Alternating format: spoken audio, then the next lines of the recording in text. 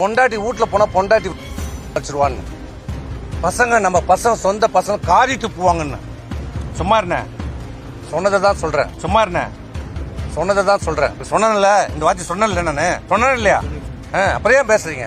திருமாவளவன் அவர்களை முதலமைச்சராக ஆக்குகிறோம் என்று திமுக முன்மொழியப்பட்டது. சரி, திமுக நம்மளால முடியாது. அவர் திருமாவளவன் ஒரு வாய்ப்பு வந்திருக்குது. சரி, பண்ணிக்கலாமா சொல்லுங்க. அது என்னன்னு சொல்லுங்க. ஏற்றுக்கொள்ள முடியாது. அது எப்படி விடுதலை சிலையர் கட்சின்னு ஆட்சின்னு தான் வரும்? முடியாது.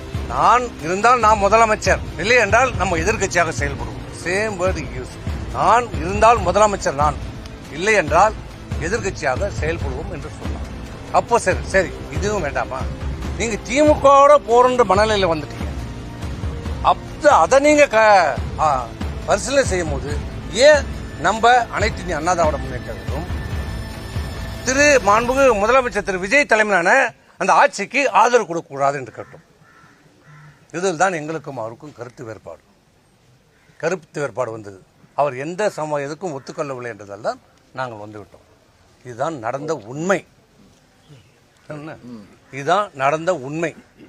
இதில் எந்த விதமான ஒளிவு மறைவே கிடையாது. எங்கள் மனசுலகத்தை உண்மையை இன்னைக்கு எல்லாத்தையும் சொல்லிட்டோம்.